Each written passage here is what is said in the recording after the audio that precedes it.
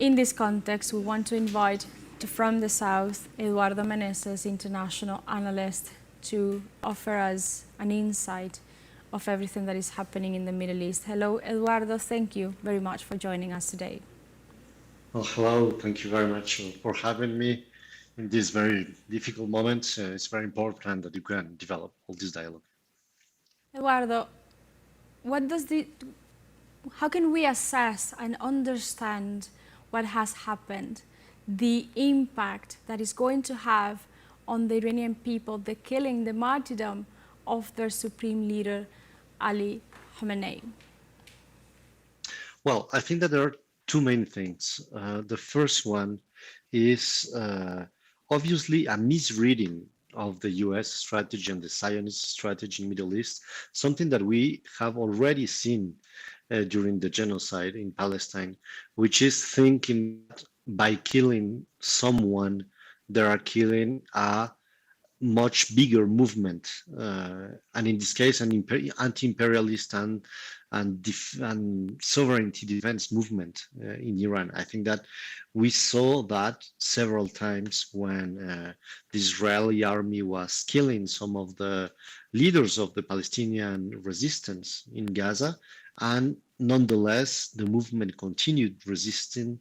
The effect was exactly the opposite, meaning that people were more and more inclined to understand that the resistance of people who gave their lives for this was much more bigger than the propaganda the Israelis and the US military forces try to make us believe.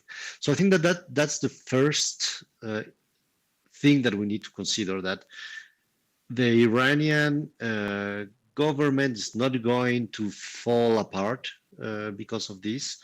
There's a much bigger structure that goes much deeper and beyond the leader Khamenei.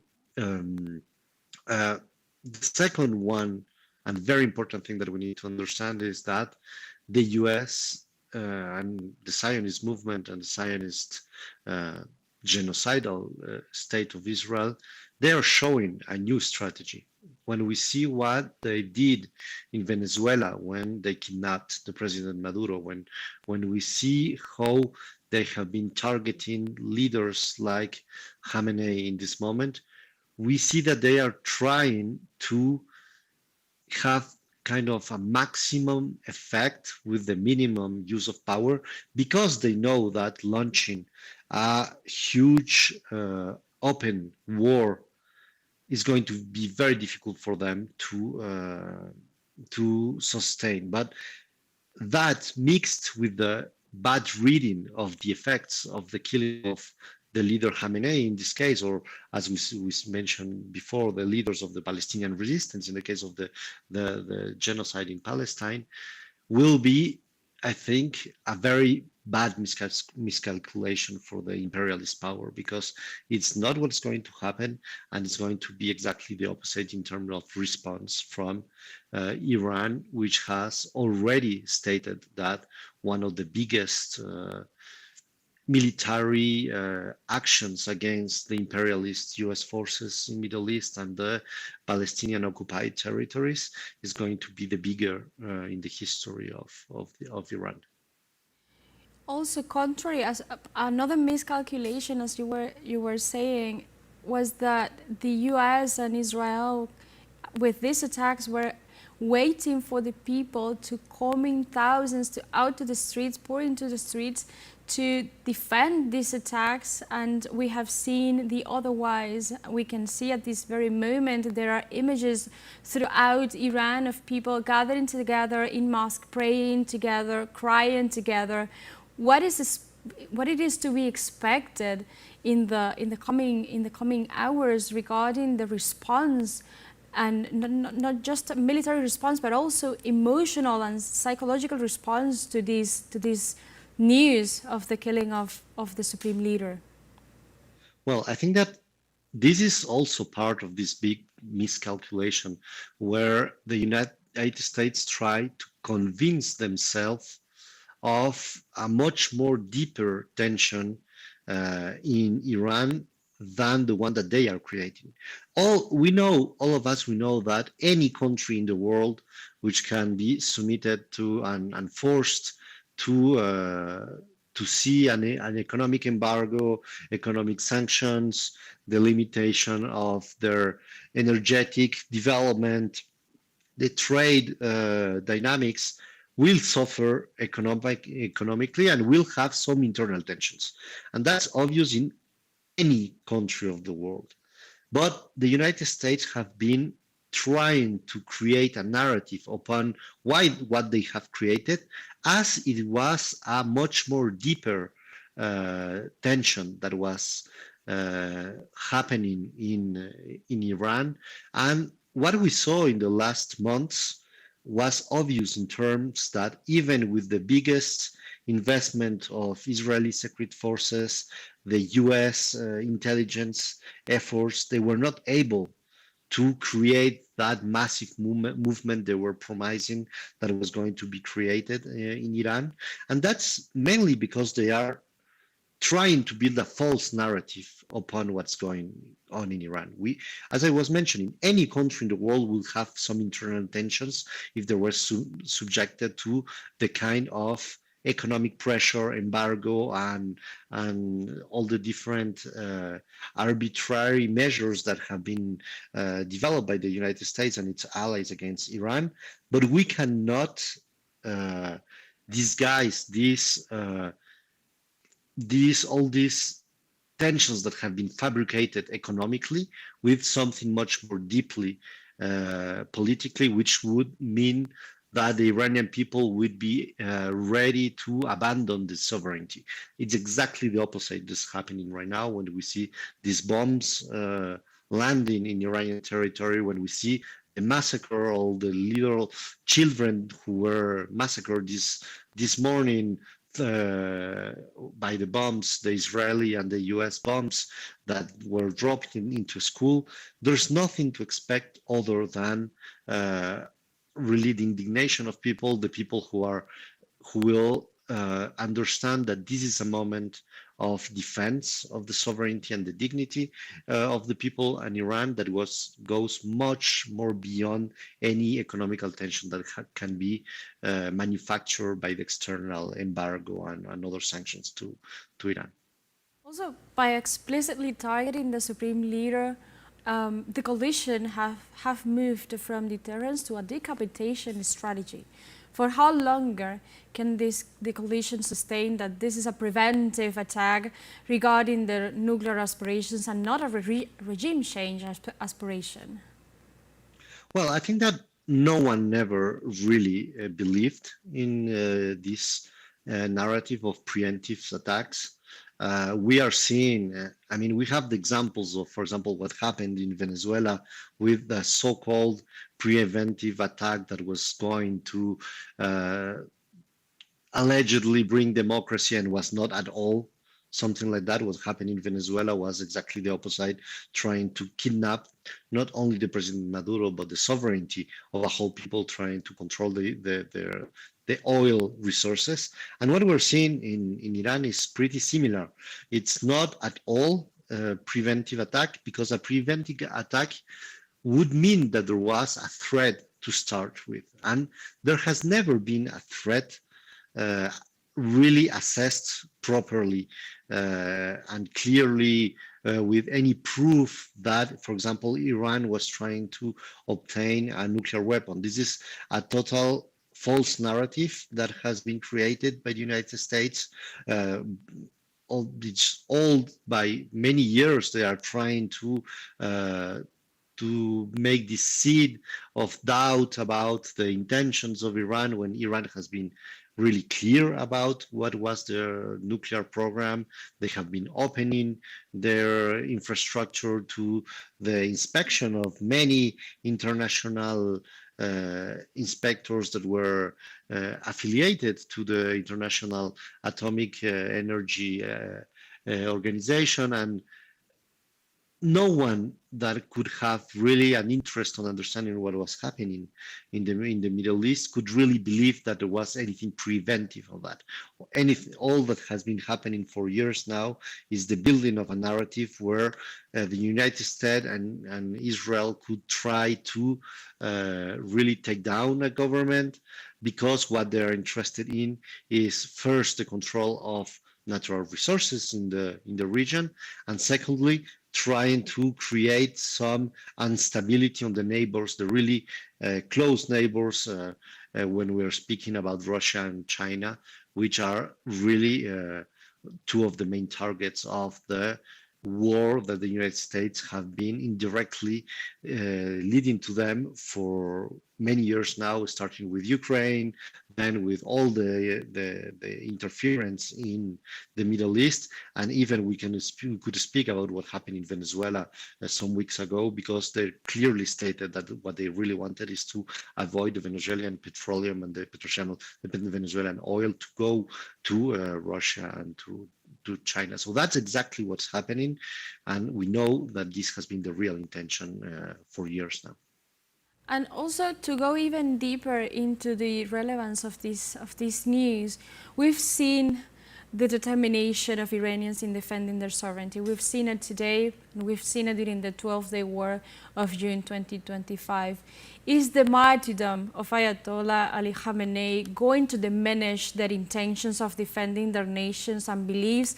How is the nation been preparing for such a tragic event like this to happen? Well, we know that the succession plans of Khamenei have been in preparation for many months now, not only because of the eventuality of an attack like the one that we saw today, but also because of the age and the health of Khamenei, that it was totally public that could have been in a deteriorating process. So there has been a whole reflection inside the Iranian government of the what could be the different paths to the succession of Khamenei. So we could not say that the whole state of Iran will fall into pieces after this attack. It's the same thing that happened. I take the same example again of Venezuela, when people were saying in Venezuela there's a dictatorship, and if we take out Maduro, everything would fall apart. It was nothing to do with a dictatorship. There's a state which is present collectively. It was the case in Venezuela. It is the case in Iran. The narrative that we are receiving from the Western medias is totally incomplete and obviously part of a manipulation of the public opinion, which is linked to the war efforts of the United States. And what we will see right now, we know, is that all this real effect of the the transformation of Khamenei into a martyr is going to be one of the pillars of the reconstruction of a narrative of defense of the sovereignty in Iran, defense of a state that has very strong processes. Which has been thinking about possibility of succession for months now. So what's to be expected is that this narrative will only be reinforced by what happened today, taking in account that all of these actions are totally not only morally reprehensible, but they are totally illegal in terms of international law. They are violating the international humanitarian law when they're targeting also civilians, as we saw today. So the effect will be totally the opposite, and I think that the United States is trying to convince themselves that this is a solid strategy, which in fact is being the total opposite. What they're going to do is reinforce the narrative and the basis of the narrative, the material basis of the narrative of the defense of the sovereignty for the Iranian people. Precisely in the same vein that you were just saying, if the goal of the coalition is to liberate, allegedly, Iran, why is the primary consequence infrastructure destruction and also civilian death, like the one you were informing, so regrettable of this attack on the primary school of girls? We could see again a big parallel with what happened in Venezuela and what they have been trying to do in Palestine for years now already, which is not at all a liberation plan. We have the we had, I don't know if you say the luck, but we have the possibilities of seeing the real intentions of the United States in Venezuela, because when they kidnapped Maduro, they were really transparent and very cynical about the real objective of their intervention, which was the controlling of the Venezuelan oil. And we can definitely see the same thing in Iran. Uh, all of this is linked. All of this is connected. We know that against China, there are many strategies that have been unfolding in the same kind of vein. But this idea of a liberation of a country by doing these kind of actions is totally uh, there has any rationality, let's say, on this. The only objective is trying to subject a whole country into the fear of massive assassination of the civil society. And we need to understand that what happened in the Palestinian genocide that has been ongoing for 3 years, more than 3 years now, is exactly a message to the whole world of what the Zionist entity of Israel and the US imperialism are ready to do in order to defend their interests, their geopolitical interests. So it has never been anything to do, it has never been about liberating the people or a country. It has always been about insufflating fear into civil population, trying to make that fear and transform that fear into political pressure in order to um, make that a government uh, could obey the orders from a country like the United States that wants to control the decisions of any country. And that's exactly what we're seeing right now.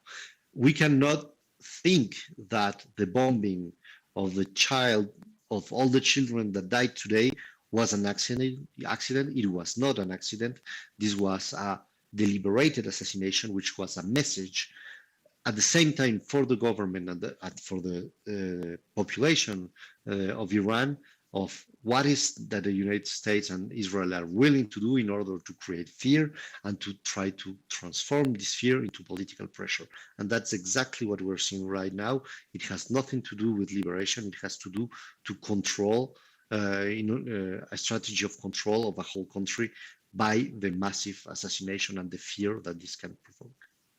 Precisely as you were mentioning, for example, the recent attack on Venezuela, how can we connect this within the policy of hatred imposed by the US and also in compliance with Israel demands, and not just against the people of Iran, but also against nations in Latin America. Now we are seeing as well an ongoing oil blockade on Cuba. And how can we fit together all of these events in one single policy? Well, I think that there are different levels of how we could see, but the most important level is a historical shift that is unfolding just in front of our eyes, which is related to the way in which the United States and obviously the, their armed faction in Middle East, which is the Israeli Zionist entity, uh, what they are ready to do in order to maintain a power that, if we are realistic, they cannot maintain. When I say that the United States cannot maintain the hegemonic power that they have trying to sustain for decades now, it is not just an ideological willing that I have. Is really when we are studying and we are analyzing what has been the material basis of this hegemonic power, we can see right now that all of this has gone into ashes. the productive power of the United States has totally been taken apart and externalized to other countries. That was the basis of the Chinese economic development, but in many other places in Eastern Europe, in Asia, in Africa, in Latin America. And this is a productive force that will not come back to the United States. The United States cannot afford the level of labor exploitation that they are imposing the rest of the world in order to try to maintain their level of welfare, even if the United States has been deteriorated in an increasingly rapid pace in the last years. The financial power that they used to have is also something that they cannot maintain, because while at the same moment that the productive power has been already eroded, the only way that they have to maintain this is war. And war is not only a military war.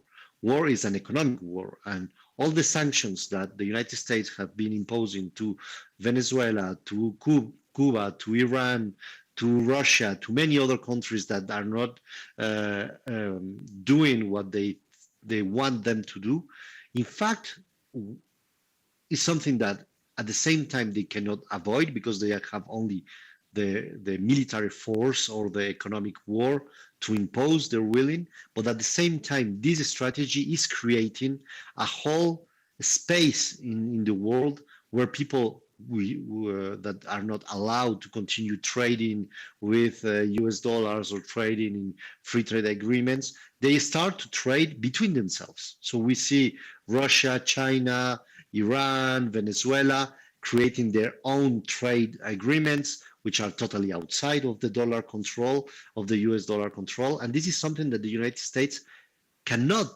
diminish in any way. This is not this is a essential and structural contradiction that the United States cannot escape. And when we see these two contradictions, the contradiction in the productive level and we see the contradiction in the financial level, we know that the only resort the United States still have is the military one.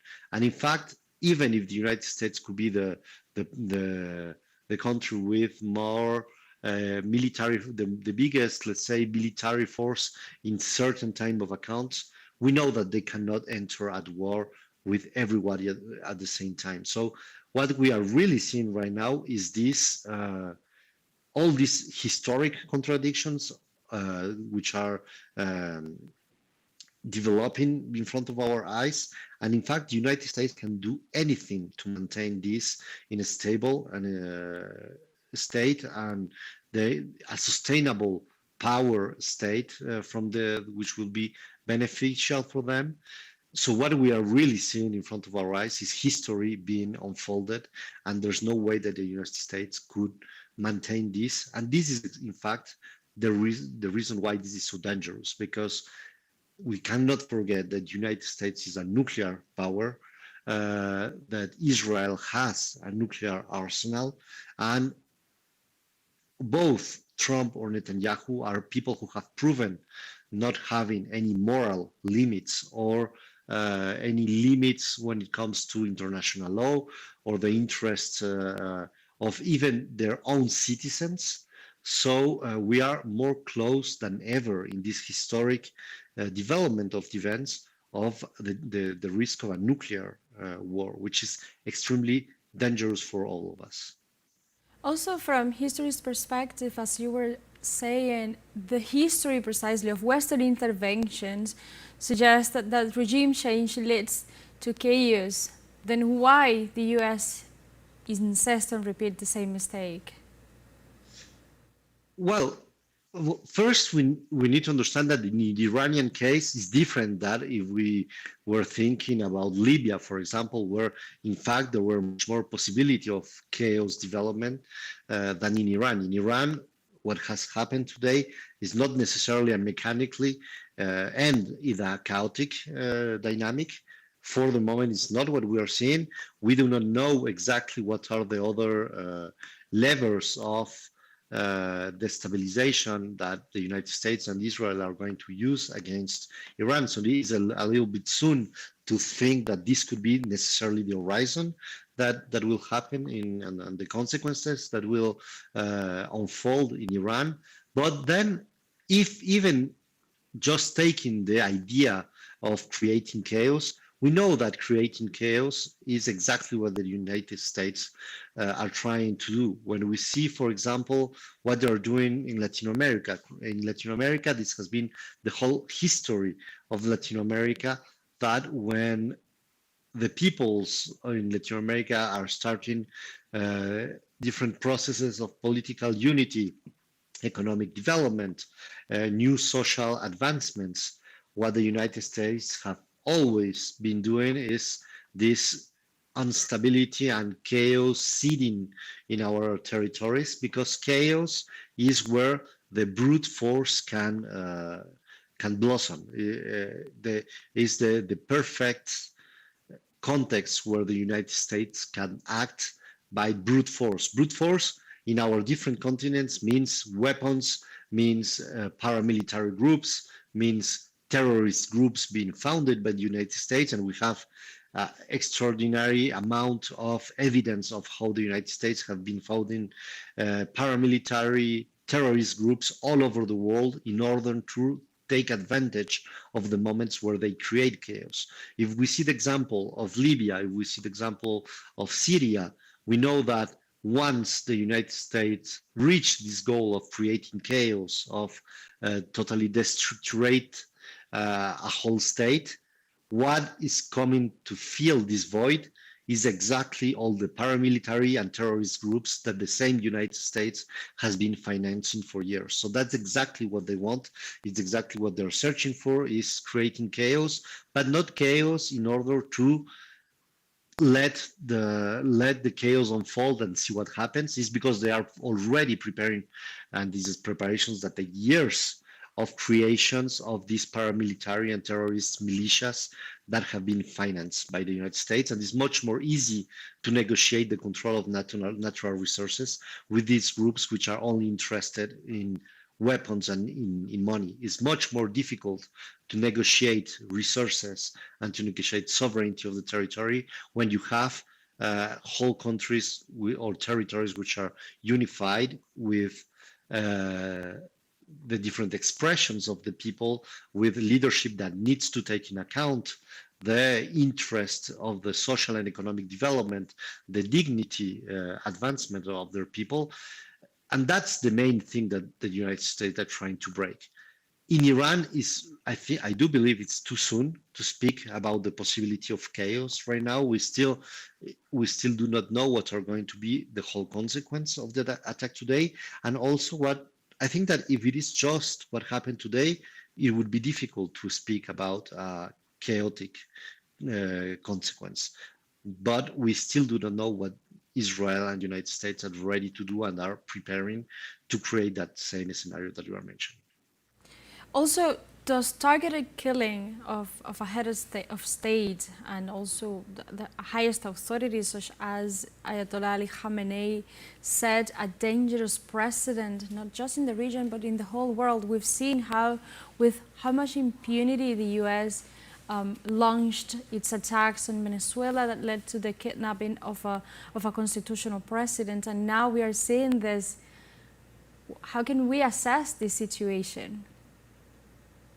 Well, this is definitely a new strategy that the United States are developing. We saw that already with Venezuela. We are seeing that right now in Iran. We can really think about how the Palestinian genocide was a laboratory for all of this, when they were targeting through all new technologies specific people to try to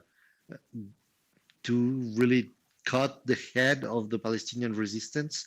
And I think that this is a strategy that we will continue to see in the next years. This is a strategy which is particularly useful for the United States government for many reasons. The first reason is that when we see the cost of a massive open war, as we have seen in Iraq in previous decades or what we saw in Afghanistan, the cost of those wars is something that is translated directly into political costs for the people who are deciding those wars. We know that Trump is already in a moment where its popularity has been decreasing incredibly quickly. We know that he could not afford the political impact of opening these massive wars, mainly also because the promise that got Trump elected was the promise of not opening any more front, and totally in the opposite side, there was this promise of closing the era of United States intervention, which obviously has been totally the opposite, but also means that the United States needs to find other strategies to try to have important effect without the negative political consequences towards their own citizens. Right now, this seems to be a new strategy. It seems to be useful in terms of narrative too, because the narrative of the United States trying to say we are such big military force that we could do whatever we want, like kidnapping a president of or killing another leader. This is a narrative that is well served to be the narrative for the US citizens, but in fact, the reality of the consequences of those strategy in the countries where they are applied, obviously, besides the examples I was mentioning, like Libya and Syria, for example, which are very specific examples, are not at all the same, not at all the same effectiveness in Venezuela, in countries like Venezuela, or in countries like Iran, where the state has a very strong structure, is not depending on one family or one person.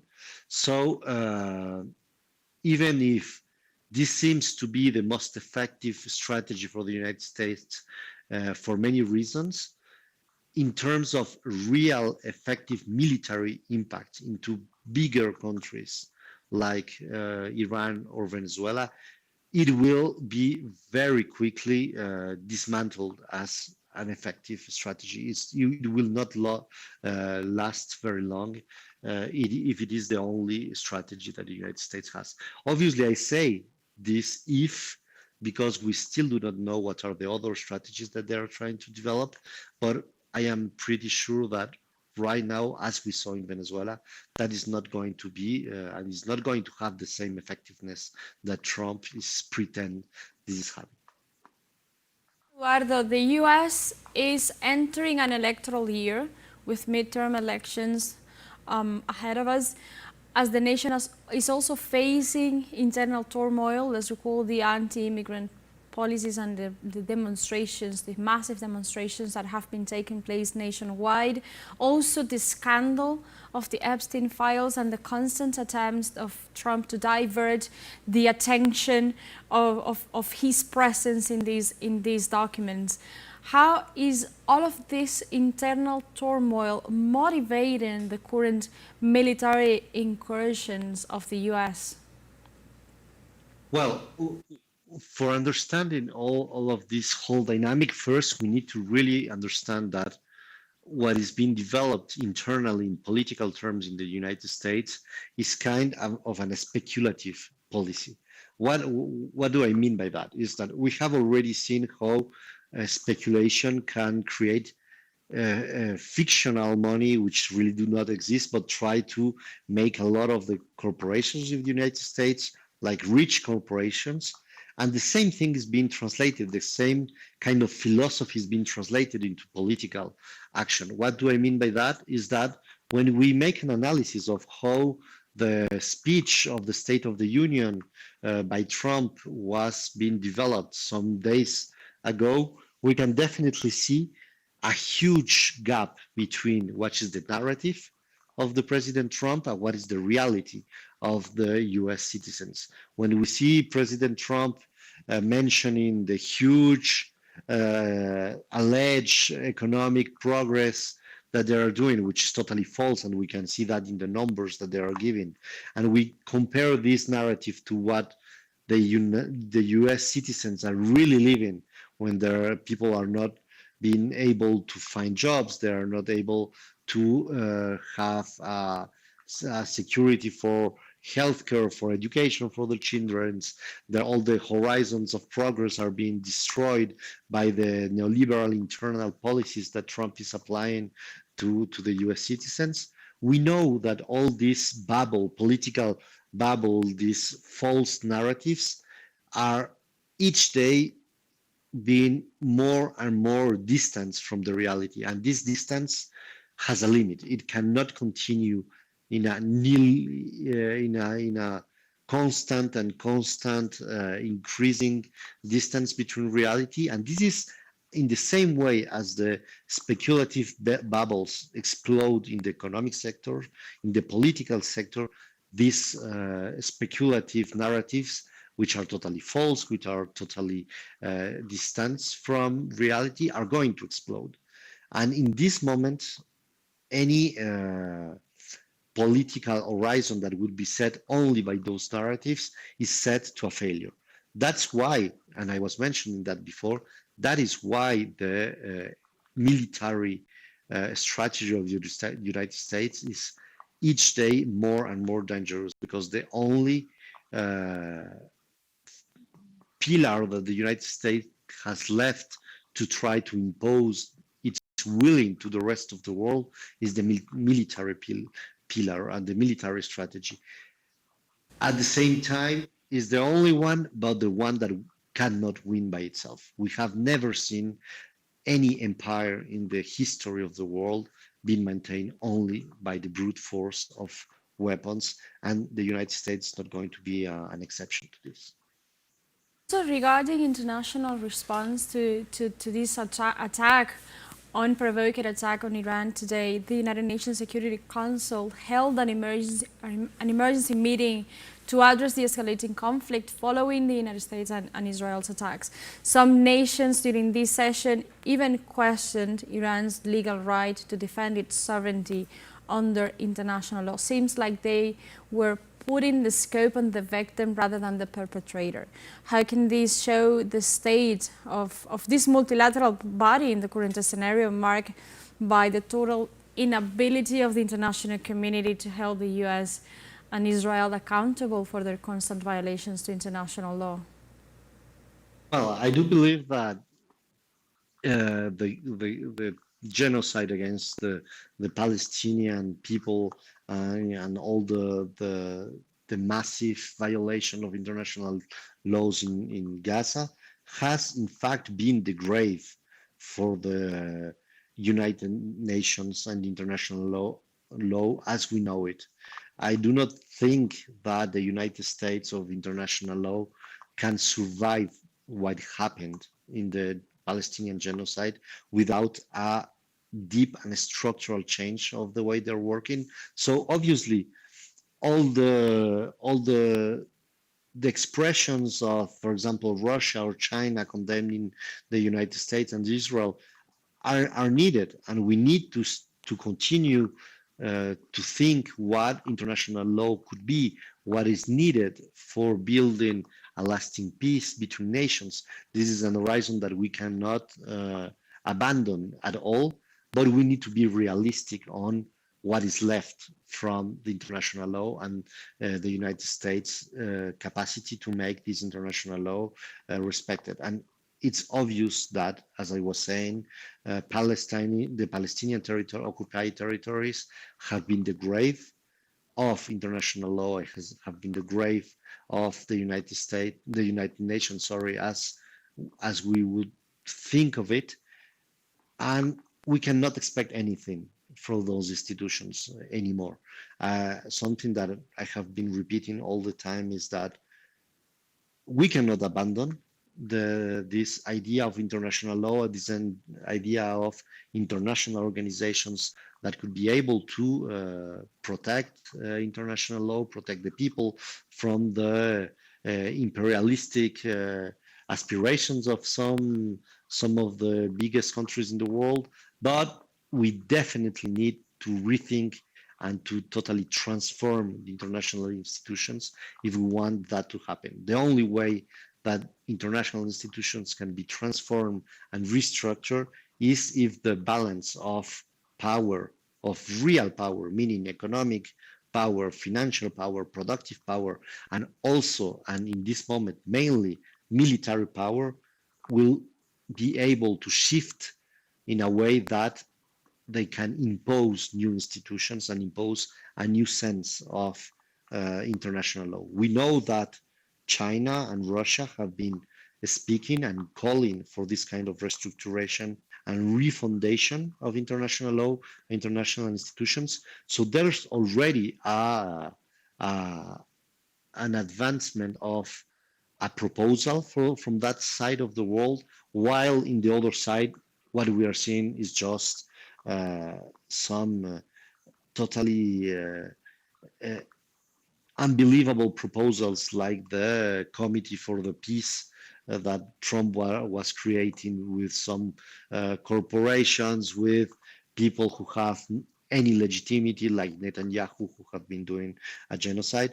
So, in the narrative and in the proposal, there's already a proposal on the table from the new multipolar world.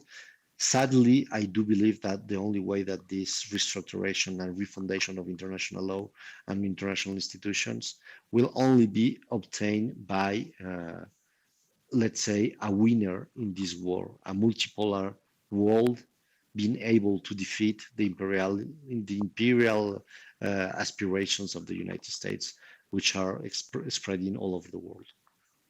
So, Eduardo, let's recall that this attack, today's attack, followed a series of negotiations that were underway in Oman and also that were abruptly interrupted. Has the US violated its obligation to settle disputes peacefully by striking during Omani brokered talks? Also, let's recall that this also happened. There are similarities as well with the attacks that happened during the 12 days war of last year as well. I think that this is a consistent strategy that the United States, but also the Zionist entity of Israel, have been developing in the last years. We cannot forget that that was exactly the same strategy that Israel applied against the Palestinian resistance in Gaza when they were speaking about so-called peace negotiations, peace talks, ceasefires, which in fact were anything other than the preparation for more and more and stronger military attacks. We saw already that in Iran in the 12 days war. We have seen that in Iran for years now, where the United States are using so-called negotiations around the possibility of Iran to have the total legitimate aspiration to nuclear energy for civil use in their territory. Um, and these negotiations have never been anything else that something that is totally useful for the military strategy of the United States.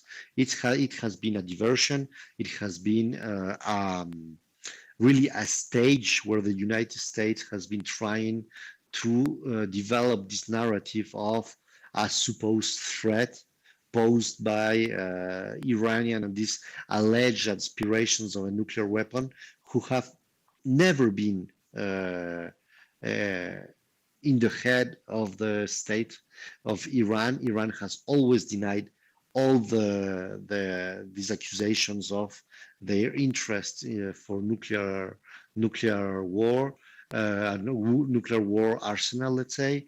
Uh, the United States have never provided any proof of those accusations, and we know that all of this is just a strategy in order to build a narrative that can justify the attack towards the Iranian people. Let's make a quick comparison. How do current military circumstances can be compared to the previous 12-day war regarding, for example, Iran's military capacity and also capacity to respond? Well, I do believe that the main difference is that I think that the United States and Israel are much more prepared for a middle term conflict. much more than the 12 days war that happened 8 months ago. And the last time that this happened in the 12 years war, obviously in 12 days, sorry, Iran was able to show all the lack and all the false narrative, let's say, of this so-called perfect protection of the dome in Israel, who was going to protect themselves for any attack, and Iran was totally able to show that that was a total lie, that was not true, that Iran has the capacity to develop effective attacks against the people who are aggressing them. Um, the main difference is in both sides in this sense. In the sides of the United States, they have been preparing this for months now. We know that, for example, the recent pushes in Lebanon to try to disarm the Hezbollah, the recent events in Yemen, where they were trying to also build a shift into the correlation of power against the Yemeni forces who are in solidarity with Palestine and with Iran. We know that what they did in Venezuela to try to take some oil that could then not be used by other countries like China, Russia, and um, other countries that are not obeying the United States policy. All of this is part of something that the United States has been preparing for this offensive. We know that in this sense they are more prepared. But at the same time, we know that Iran learned a lot in the last 12 days war. They now understand much more how the defense Israeli system works. They understand much more what the United States can do and cannot do in terms of military forces. So what we can expect now is something that I do believe has the risk to be longer in terms of conflict than the last time. Uh, and I think that what the United States are trying to bet on this is that Iran is going to be tired before them and Israel and United States combined in this confrontation. This is something that is not at all proven. There's any evidence that Iran is not able to maintain this tension and this kind of mutual aggressions for much longer than they did the last time. So this is a very dangerous bet. I do believe that if the United States and Israel will start to lose this bet and will understand that a middle term conflict is starting to be a scenario where they are losing against Iran, that's where they are the most dangerous, because we know they have nuclear power. We know they have a leadership who has any moral limits, who have any respect for what we could call international law. So that's a very scary scenario that we could be facing right now. Speak, the US has announced that attacks will continue throughout the weekend at least. Also, Iran has said that it is determined to keep fighting for its sovereignty, and also it has no fear regarding time, that the time that this confrontation could last. What would be, in your opinion, the consequences of a prolonged war for the Middle East as a whole? I do believe that for the Middle East, definitely this is going to be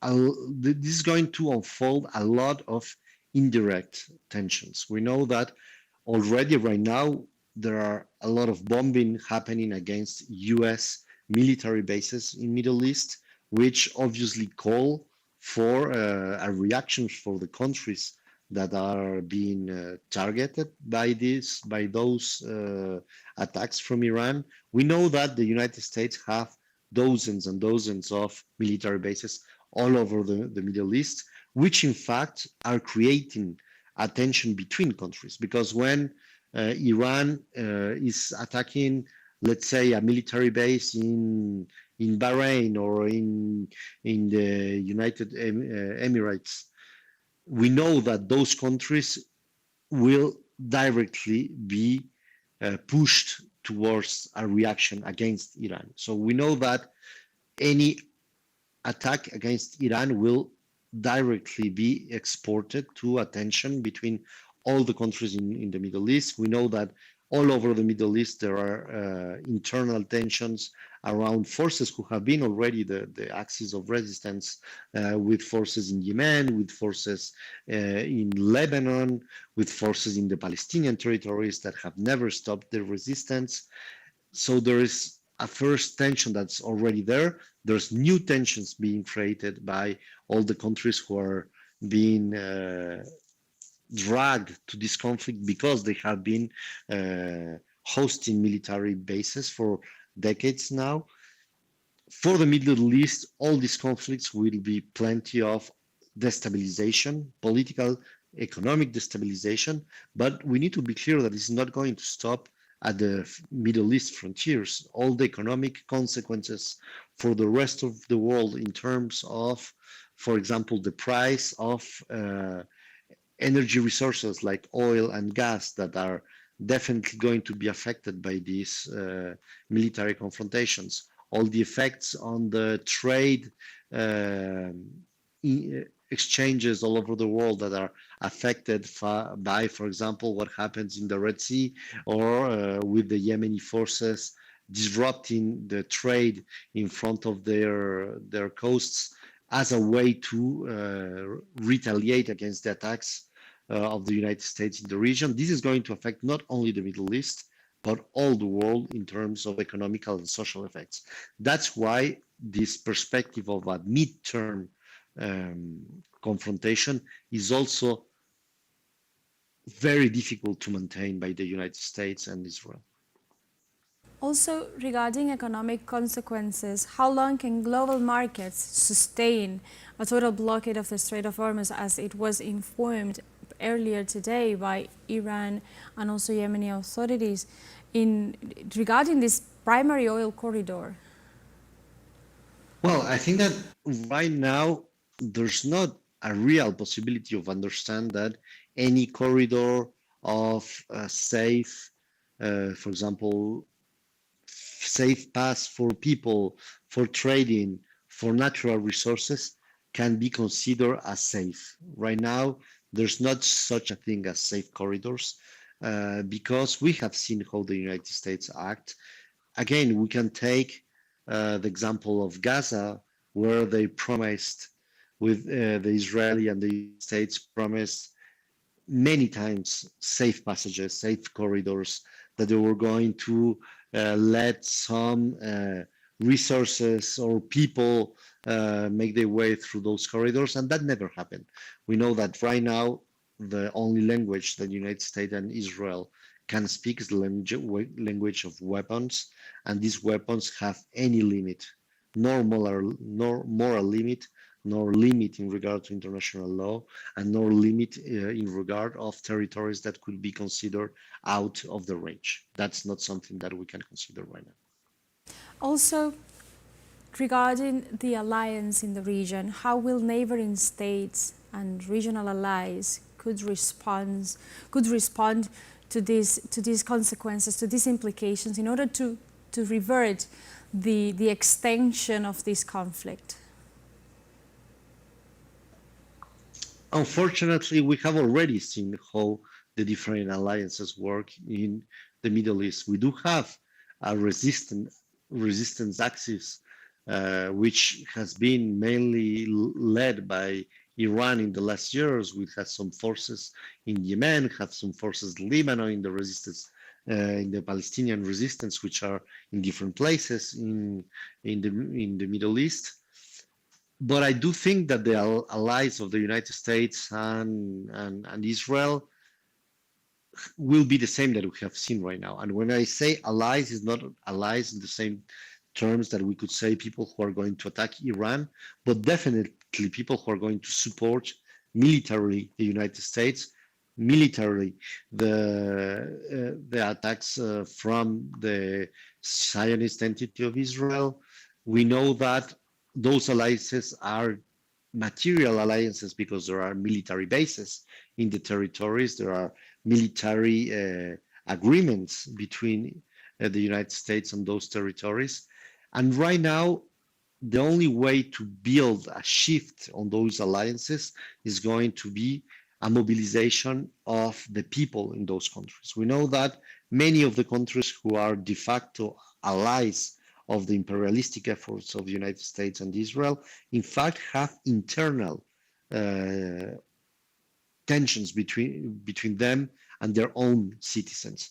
A lot of the citizens in Middle East have been supporting the Palestinian cause, have any goodwill in regard to the action of Israel and the United States in the region. We already saw that in the images today when in different countries Iran was bombing some of the United States military bases, and the people in those countries were claiming and were applauding the action of attacking those colonial and imperialistic infrastructure. So I do believe that the alliances that we have already seen till today will not move. There's a resistant axis that is still strong, but has been very strongly hit in the last years and months. But there's a possibility of change if the people inside the countries who are de facto ally with these imperialistic and Zionist efforts will push their governments to stop this kind of alliance. That's the only way that we could see a change, I do believe, in the alliances right now, because thinking of a change of alliances is not realistic for people who have already settled their alliances in other cases. And in this moment, we're only going to see governments who will strengthen those alliances. That's the perspective right now. Now, coming back to the martyrdom of Ayatollah Ali Khamenei, I wanted to ask you, what's the symbolic importance of this political and religious position within the region? I do believe that there is really a narrative who is going to be developed in the whole region about the martyr of Khamenei. Um, this is going, and we know that in the all the narrative and the symbols of the anti-imperialistic resistance in the region, this kind of facts have been really strong. We already saw that in the Palestinian resistance. We already saw that in other places, like and in other moments, like some other killings that the United States developed against some other Iranian leaders. And right now, the symbol of people who led their life in this anti-imperialistic confrontation is going to be very strong, and it's definitely going to be one of the main pillars of the narrative against the imperialistic aggression of the United States in the next months and years. This is something which is going to be built as a symbol. We cannot forget that Khamenei has been the Iranian spiritual leader for decades now, and this is not just any leader. This is one of the main spiritual leaders in Iran and in all the axes of resistance, and it's definitely going to be one of the biggest symbols of the anti-imperialistic resistance for the months, years, and decades to come. Also, one last question, Eduardo. In his last statements to the press, the Ayatollah leader Ali Khamenei said, "A nation like ours, with our culture, our history, will never make a pact with those corrupt individuals that are leading the US." And I wanted to ask you after these remarks, what's the main legacy that Khamenei is leaving to Iranians? I do believe that this kind of expressions of Khamenei are the expressions of something really deep, which is not only his legacy, but the legacy of a culture, as you were mentioning, in the country. What we can see in the world right now unfolding is dying hegemonic power like the United States, who has lost, as I was saying, economic, productive, financial power in the last decades, but also, and maybe mainly in the last years, have lost totally all the cultural power and influence that it could have in the world in the past decades. We know that there's a huge void of the cultural hegemonic power of the United States that has been built around all the deterioration of the image of the United States, not only because of things like the moral crisis linked to the Epstein files or the ethical crisis which is being developed by the new technologies that the United States are producing, but mainly because it's the same thing as before. The only answer that the United States has to the erosion, the eroding, let's say, of its own power is weapons. And weapons could be powerful in terms of materialistic control, but in terms of cultural control, more and more the appealing of the US culture and the Western culture has been totally destroyed as an horizon for the people could even be in the opposition, the least against some of the governments which are leading uh,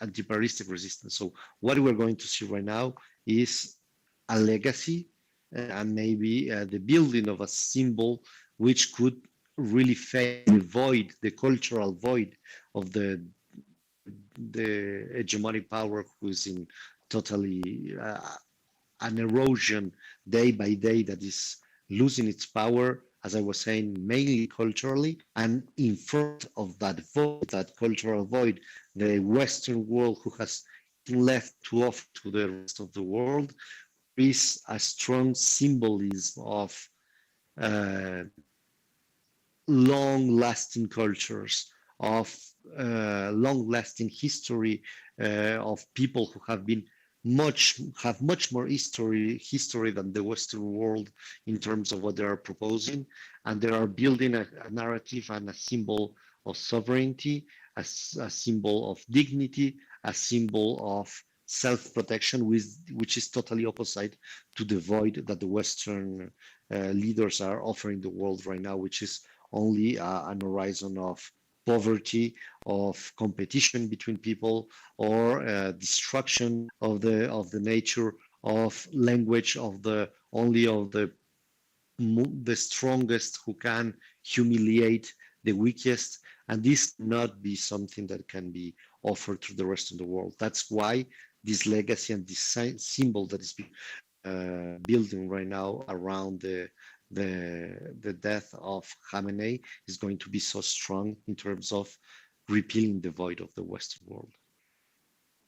There is, I think, there is an important perspective that we need to assess in this analysis, and that would be how could this attack reshape the multipolar system in the world? How it is expected for the multipolar organizations to unite, to try to halt this ongoing confrontation, which is a very dangerous one for the entire planet. Definitely, in other measures that the United States is taking, all these measures that are trying to maintain this hegemonic power have definitely the contradiction in each one of those efforts that is pushing the rest of the world to unite against a proposal of death, poverty, destruction that the Western, when I say Western, is definitely speaking not in a real term, but the Western is the United States and its European allies. What they are proposing to the rest of the world is obviously something that cannot be built as a stable hegemonic power, and in fact it is pushing more and more uh, quicker to a building of a multipolar power. In fact, each effort that the United States make in order to maintain their power through weapons, through military power, through imposing unilateral measures, sanctions, trying to starve entire countries with these economic and energetic sanctions, is only having the total opposite effect of what they are searching, which is reinforcing not only the economic power of the multipolar world, not only the financial power of the hegemonic world, but mainly the cultural legitimacy of this multipolar world, which is in opposition of the United States proposing to build a world where we could definitely have diplomacy, international rights, and other kind of interaction between nations in order to build a different path for humanity. The US has been one of the epicenters of the demonstrations in support of the Iranian people in the face of this aggression. And also, we've seen how key political figures, such as Kamala Harris, for example, said that the US President Donald Trump has dragged the US into a war that the people do not want. And I wanted to ask you in this context, what evidence supports the claim that the Zionist regime significantly shapes U.S. Middle East policy?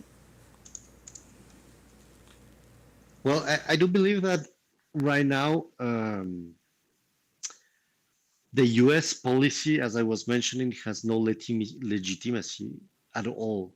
So all these calls for alternative building of forces against this lack of legitimacy, this cultural void, is going to be building exactly what we were mentioning before. Is going to be building all this legitimacy of another policy constitution worldwide, another regime, another horizon for the people. The problem with all these narratives and all these proposals and opposition to the policy of the United States right now is that all of these, for the moment, seem to be subjected to the correlation of forces in terms of weapons, of real force. We know that we can have extremely powerful and strong moral narratives in the UN, in some of the most legitimate uh, um, governments in the world who have been working for their people for decades, who have been opposing the imperialistic forces. The unfortunately the real truth around what is going on right now in terms of how there will be shifts in policy in the world is led right now by the ability and the capacity of the countries to defend themselves with weapons. That is the very sad but realistic lesson that we have learned in the Ukrainian territory, in the Palestinian territories, right now in the Iranian territories. And I think that even though all the speeches and the words that are so important from some of our leaders in the world are essential right now, which is really being able to open another path for international policy and other kind of policy is the language of the force and the capacity of defending ourselves with weapons against the military action of the imperial power of the United States. That is true in Middle East, in Asia in general, in Africa, but also in Latin America. And that's why we need to assess which is the capacity of our countries also in Latin America in order to be able to defend our sovereignty. Sadly, in Latin America, we have very few of this capacity, and the only horizon that we could have is the integration of our people. Only by the integration of the people of Latin America, we could build some force that can be able to protect our sovereignty, our territories by different means, which is not only the diplomacy, which right now is not working. And in what ways this multidimensional crisis the US is facing with scandals, with internal turmoil, with military incursions, is showing the erosion of US hegemony? Well, I think that that's exactly the case. If the United States are only using weapons, are only using brutal force, are only using the strategy of threatening by missiles the world, is because they do not have anything else to do. There's not cultural influence that can push the people of the different countries to dream about uh, this Western world that is being sold in the Hollywood movies. There is not any economic dream that the people all over the world could aspire to have when we see the crisis in terms of economy and social crisis that we see in the United States.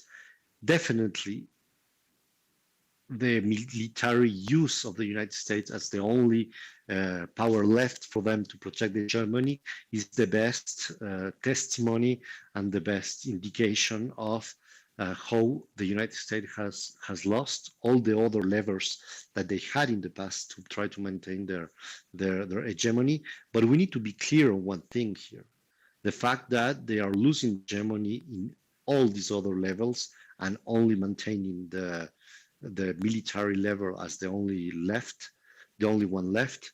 That doesn't mean that the United States has already lost its hegemony, because the risk for humanity of a nuclear war is more than ever in front of us. We cannot, and I know that I have already said that in this interview, but it's really important to say that again and again. We cannot underestimate the risk and the threat that's for the whole humanity of having someone like Donald Trump or Netanyahu uh, being the ones who are controlling some of the most dangerous nuclear arsenal in the world. So even if definitely this military action is a testimony and evidence of the loss of hegemony in many other aspects of the United States, at the same time is not at all the testimony or the fact that they have already lost all hegemony. In fact, it is the moment where we need to be more vigilant than ever of the risk and the threat that this is for the whole humanity. And I do believe that the US citizens are some of the ones that are going to be called as the ones who will play a key role into that challenge for humanity, because it's in the internal dispute, in the internal correlations of forces inside the United States, that a lot of things will be needed to be done. And so at the same time that we are speaking for the whole global south, for the whole other people in the world who are being threatened by the US Army, we need also to make a call for US citizens to understand that this threat is not only a threat for the Middle East, only a threat for Latin America, only a threat for other places in the world. It is a threat also for themselves and for the threat that this nuclear risk is posing for all of us in the whole humanity. Also, it is evident that we are facing a crisis of international law. And in the face of that reality, for more vulnerable nations or perhaps smaller or sanctioned states, how, how would they balance diplomacy and deterrence in the face of this multidimensional crisis regarding international law? Saying, I do believe that international law right now, we cannot be naive on the fact that we could think that international law has any meaning right now that could really influence the action of countries like the United States, of Israel. They do not care at all. There is not any institution in the world right now that have the power to make them change their military strategy. What international law is right now is needs to be is a cultural dispute, a cultural aspiration for all the countries in the world, where this new multipolar world can be a force of proposition of something different, of a real um, path to peace, to mutual understanding, to building of social development for all the peoples in the world. But right now, it is not being played only by words and only by legal legal levers in institutions that have already shown that they do not work. I think that the role of international law has totally shifted in the last decades. Maybe some decades ago, international law was still something that we could thought as a concrete, applicable lever in order to maintain peace. Now international law needs to play a role which is a cultural role of an aspirational level that can only be fulfilled with the creation of multipolar world. So if we really understand that well, we cannot continue to treat international law in the same terms that we were treating that decades ago, which was a concrete and real lever. Right now, more an aspirational level that need to be proposed in this way and need to be shown as something that can be fulfilled only by the creation of a new multipolar world. And also going back to the idea, the statements that were given by the Supreme Leader Ayatollah Ali Khamenei when he said that a nation like ours, with our culture or history, that will never make a pact with those corrupt individuals. Precisely a few moments ago, US President Donald Trump said that now reaching an agreement with Iran is going to be much easier than yesterday. Do you agree with that assessment, taking into account all of the legacy, all of the history of struggle of the Iranian people in the face of the oppressors? Well, I do believe that definitely it is not going to be something shorter or easier in terms of the outcome and the the length of what is being this aggression right now, at least with what we have seen till now. If the United States and Israel have more cards to play and other strategies to unfold that could change that assessment, that's obviously a possibility, and they have a wide range of efforts that could lead to that. But what we have seen right now, there's definitely anything that could let us think that the length of this conflict is going to be shorter, is going to be different than the last time. I think that is totally the opposite. And right now, we are seeing a reaction of the people in Iran very similar to what we saw in the 12 days war, which is a call to unity, to a defense of sovereignty, despite the internal tensions that could be provoked by the different economic sanctions. Thank you very much, Eduardo, for your time hearing from the South, for your deep analysis and helping us and helping our audiences as well to go through these very moments of commotion for the Iranian people, for the Middle East, and also for the entire humanity. Thank you very much. No, thank you for the invitation. Always a pleasure to be with you.